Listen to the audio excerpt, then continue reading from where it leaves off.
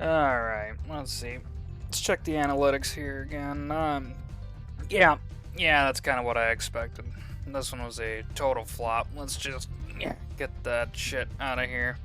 Well, what am I gonna do next? Huh? What's this? Holy shit! Oh, get in the jar. I gotta turn this into lightning in a bottle. Come on, get in there. Hey, wait a minute. How did my mouth just do that? Alright. See this shit right here? This is the land. We're talking about lands today. Alright. I'm tired going to locals, playing online, and seeing this absolute atrocity of a land base for a deck. Alright? You don't need to just run basics. There is so much more to this game than just playing basics. Your land base is supposed to be fun. Let's get into it. So, we start with just one color. Monocolor, mono black deck, right? Obviously, you got your swamps. You're going to run swamps. That's what you do. But, what if there's better cards than swamps? Cards like Urborg that do everything a swamp does, but with additions. Or support cards like Cabal Coffers.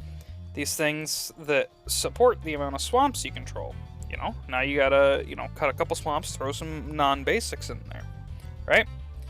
Then we think about the MDFCs and the channel lands. Takenuma is just a swamp that if you want to, you can channel it out of your hand to do something. And the front and back lands, you can pay life to have them come in untapped. Most of the time, if you're playing a basic, you may not need it that turn. But it can also be a destroy target creature spell in the late game when you don't want to draw into a land. You have an option to not do that. You got some cards like Wasteland, right? Utility cards, colorless cards that... Okay, hear me out, don't crucify me. There is such a thing as land destruction, and it's good. You want to tell me land destruction's bad? Well, guess what? Tabernacle and Glacial Chasm want to know your location. There are lands in this game that can exist unchecked, and damn it, we need land destruction. Not mass, just targeted, okay? Okay. So, once we move on past that, those are just the basics in a one color. We move on to dual color here. We're going to do just blue-black as an example, but these will all work for all colors. Right? You got your command tower and your true duel. These are like your bread and butter, right? Now, hold on. Again, stop trying to crucify me. Stop. Put the gun down. I don't know where you keep getting this. Okay? I understand. True duels are fucking expensive. They're $300, $400 for a land. Alright. And a lot of people will be like, oh, LMG, you can't put true duels in your deck. They're too strong. Okay. I need you to look at this card right here. Morphic Pool. We're playing Commander. Comes in untapped. Comes in tapped unless you have 2 or more opponents. Last time I checked, Commander is a 4-player format. Cool. So this is just Underground Sink. Underground Sea. Sorry. Now, I know you're thinking, oh, LMG, Underground Sea has land types. You can fetch those. You can't fetch Morphing Pool. Well, guess what? There's Shocklands to fill that need if you need to. And you know what? We're gonna fucking run them all. Moral of the story, as I get back to it, you should not be ashamed for running these lands, okay? Whether you go ahead and waste your money on it, or you do what I do and get yourself a printer, print yourself some proxies. There is no shame in proxying Magic cards, okay? Game's expensive. People just want to play and have fun. I don't care if you print 30% of your deck. You're spending money into ink. Does it really matter? As long as you're not printing fake cards, I don't give a shit. But please, God, make them readable. Now, we got these 3 lands so far, right? We're going to look at, I mentioned Watery Grave earlier, and Underground River. You got your Pain lands. Watery Grave does the same thing as a True Duel, but you got to pay 2 life if you want it to come in untapped on first turn. Underground River is a neat one, where you can make it colorless, or pay a life to make one of its 2 colors. These are both super versatile, super nice, right? You have the upgraded versions of these, City of Brass and Mana Confluence, that you can pay 1 life every time to add any color of mana. Obviously, these are more high risk, high reward, because you're always losing life all the time with these. But nevertheless, multicolored decks, these can be absolutely crucial. Stick those in the inventory. We got Shipwreck Marsh and its lesser counterparts. Shipwreck Marsh comes in untapped. If you have 2 or more other lands, it's your turn 3 drop. It's good. You can play it turn 1 if you don't have a turn 1 play, and then it's just a regular dual land. You've got Drowned Catacomb that's the same thing, but you have to have a specific swamp or an island. Choked Estuary you can reveal. And then the 2 or fewer lands, which are great in CEDH and high-paced decks, not so great in long-term decks. Great in your opening hand, terrible anytime otherwise. So we'll stick Shipwreck Marsh in there, right? Moving on, we've got Filter Lands and the bastard Filter Lands. So Sunken Ruins is great. It's similar to the Shockland Underground River, where it can make a colorless. Or you can pump in one of its 2 colors to make a combination of its 2 colors. Say you've only got islands, right? No access to black. This land suddenly turns one of your islands and itself into swamps, right? You get 1 blue mana, you make 2 black mana with this thing. You're still tapping 2 lands, but suddenly one of your other lands is also a swamp. Darkwater Catacombs, not as great. It costs a mana to pump in to do only the middle ability of Sunken Ruins. But the nice part about it is you can pay colorless mana. So if you have a floating one off your Soul Ring, you can turn it into, it's basically a Signet, right? So I like to run Sunken Ruins, not so much the other filters, right? You have your Surveil lands and your Scry lands. These are both great. They're almost like a half of a ponder, right? You play this land, it comes in tapped. Whatever, early game, that's great. You can check and see if you're ready to set up. You get this late game, you can sort of ensure you're not about to get a back-to-back land. And Surveil specifically is phenomenal in Reanimator decks. I have a Rona deck that runs Reanimate, and a turn 1 Undercity Sewers into a turn 2 Reanimate is one of the most beautiful plays. So we'll stick these in there for consistency, right? Now you got your on-color fetch land. Lets you find an island or a swamp. Not a basic, just an island or a swamp. So you can go get your True Duel, you can get your Shock, you can get your Surveil land. There are generic fetch lands that get you basics. Fabled Passage, Prismatic Vista. Prismatic Vista is an almost clone of the other fetch land. Fabled is a little bit different. If you've got 4 lands total, then it comes in untapped, otherwise it comes in tapped. It's decent for a late game. Kind of crappy early. So we'll shove some of those in the deck. They're great for consistency. You got your modular double-colored lands. Modern Horizon 3 gave us a dual MDFC for every color. Some are better than others. That's just a basic tapped land on the back. Great for late game. Early game, you need a land, whatever, it's a tap land, no big deal. Late game, suddenly you have a tutor for an instant or a card with flash. Sweet. And Clearwater Pathway, and whatever the backside is called, it's just a land that can be either of your land colors. You got 4 swamps out, you can play it on the blue side. You get, 6 islands, play it on the black side. Do whatever you need to. It's modular. Well, we'll stick those in there too. They're pretty good, right? Now, these are the kinds of cards I was talking about in black that are, just generic support. They're better than just a basic, and, they're MDFCs, whatever. So we've got those as well for blue. As you can see here, Manamo is just a better island. Strip Mine is the other wasteland.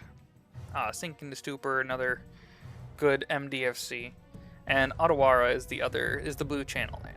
Just good stuff. We'll stick all that in here, right? Now, we're gonna go ahead and add 6 of each basic into the deck, and I'm sorry, 7. Actually, math is hard, and I apologize. We're going with 7. I was gonna be 6. I did the math just now.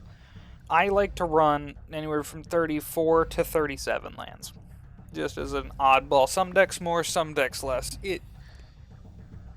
Land ramp or land curve and deck cost is a whole other story for a whole nother video.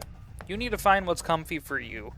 But as generic for my list, we'll put in 7 of each basics. Right. Now I know what you're thinking. But LMG, why don't we just go absolutely fucking buck wild and run nothing but all these specialty lands? They seem like they're so much better than basic lands. Well, there's this thing called non-basic land hate, and it really makes you want to play basics in Commander, because you run across one of these decks in like a blue moon. Just 1 out of every 100 games you run into these, but then you do, and your whole deck just feels absolutely turned off. Do yourself a favor and run basics, just enough that you can get rid of whatever is fucking up your non-basics. Okay. So, just as a recap, basics, important. Dual lands cause consistency, have conditions, they're not all gonna come in untapped like a basic. Right? So, we move on to 3 colors. 3 colors is where things starts getting sticky.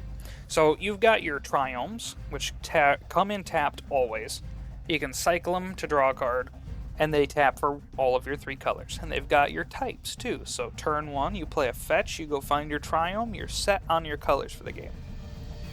Path of Ancestry is great in any deck over 2 colors. It's even fine in tribal 2 and monocolor decks because of its ability. But comes in tapped command power, essentially. Command tower, best in the format. But Triome, Path of Ancestry, good consistency, kinda slow.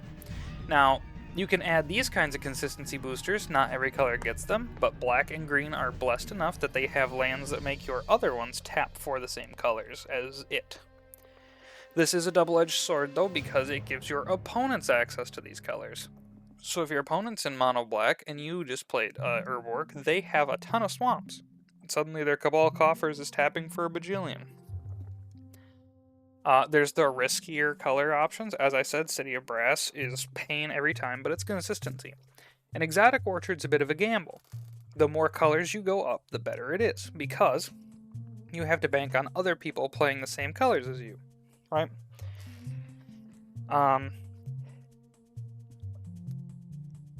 So it's no pain, no gain. You gotta be consistent. You gotta play all these uniques. No, shut up. We're playing basics still. Get the fuck out of here. So, you're gonna have this set of Triome colors, and you're gonna think, yeah, these dual lands, pretty good. These ones, not so much. But, when you think about your 1 true dual now in a 2-color deck, suddenly it's multiplied into 3, depending on your colors. That one's the wrong color. Why are you that color?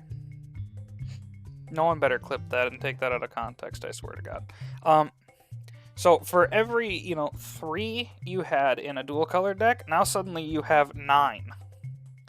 Because you play a playset of lands. You're not a heathen, are you? I swear to God, if you're a heathen, I will come there and I will find you. Play cycles of lands together. Okay, so this is what our deck looks like in a tricolor deck. God, I wish we could run that. Please, just show me one more time. God, if only it was that simple to build land bases in Commander. God, please. Okay, so here's more what I would do. Command tower, true duels, fetches, your pain lands, your battle bond lands, Triumph, Exotic Orchard, a channel land, and an MDFC of each color. And of course, pack your basics, because Blood Moon. You always need basics, please. For the love of God, don't play without any basics. You will get ramrodded by Blood Moon, and it's not a great time. Okay. And don't get me started on 4 and 5 color decks, because your land base ends up looking like one basic of every type, every single fetch, every single true duel, and every single battle bond. And then you run into one Blood Moon, and you pray to all that is holy that you run into your single plains or your single forest, so that you can cast a removal spell to blow up their enchantment. And it's awful. But you know what? The answer to this problem is to just not worry about it and just send it, and the one time you run into the deck, just let it starve. Oh well. Just get fucked. I hope this gives you some kind of insight into land building in a deck like this. If you guys have any comments, questions, anything like that, leave them in the comments. That's what it's for. And I've never been the guy to ask for it, but if you guys can throw me a like, a subscribe, just any kind of anything to let me know that these videos are reaching you and that you like my content, I would greatly appreciate it. And thank you all so much for watching. Watch out for Blood Moon. He's a shifty bastard.